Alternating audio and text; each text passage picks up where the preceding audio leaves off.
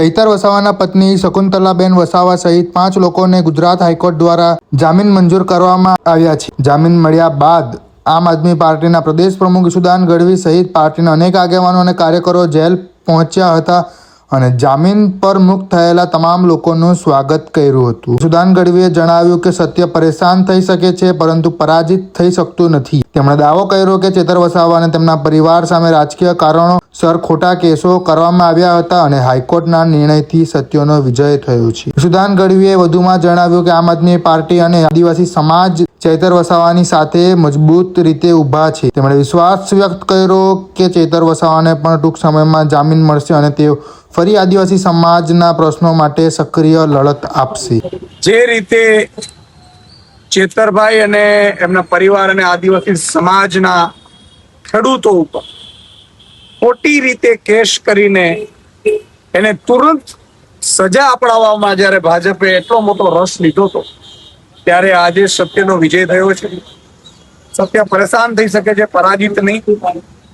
આજે માનનીય હાઈકોર્ટ તે ચેતરભાઈના પત્ની શકુંતલાબેન અને બીજા 4 એમ મળીને 5ના જામીન મંજૂર કર્યા છે।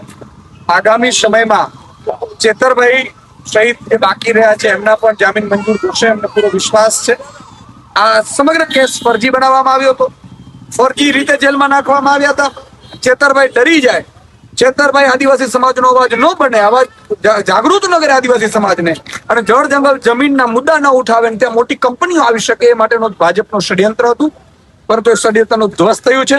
ચેતરભાઈ વસાવા મજબૂતાઈથી ઉભા રહ્યા છે, આદિવાસી સમાજ સાથે ઉભા રહ્યા છે અને એમણે સંઘર્ષ કર્યો છે। આદિવાસી સમાજ માટે 1 વાર જેલમાં ગયા, 2 વાર ગયા, 3 વાર ગયા, એમના પરિવાર પણ ગયા। આજે શકુંતલાબેન અને આખો જે બહેનો છે એ આજે જેલમાંથી છૂટી છે, તો હું અને માનનીય ગુલાબસિંહજી, વર્ષાબેન, નિરંજનભાઈ, દયારામભાઈ સહિત આખી ટીમ અમારી એમને આજે લેવા માટે જેલમાં આવ્યા છીએ અને અમે વિશ્વાસ અપાવીએ છીએ આદિવાસી સમાજને કે તમારો અવાજ ગુંજતો રહેશે। ચેતરભાઈ વસાવા ટૂંક સમયમાં જેલથી બહાર આવી જશે અને આદિવાસી સમાજ માટે બમણા જોરથી ચેતરભાઈ વસાવા લડશે। અને ભાજપને પણ કહેવા માંગુ છું કે હવે વારંવાર ચેતરભાઈને જેલમાં નાખીને તમે જે ષડયંત્રો કરો છો એનાથી તમને જ નુકસાન થાય છે। ત્યારે અંબાજીથી ઉમરગામ સુધી આદિવાસી સમાજના યુવાનોમાં રોષ છે। મહેરબાની કરીને હવે ચેતરભાઈ વસાવા ઉપર ખોટી FIR કરવાનું અથવા તો એને જેલમાં નાખવાના ષડયંત્રો ભૂલી જજો।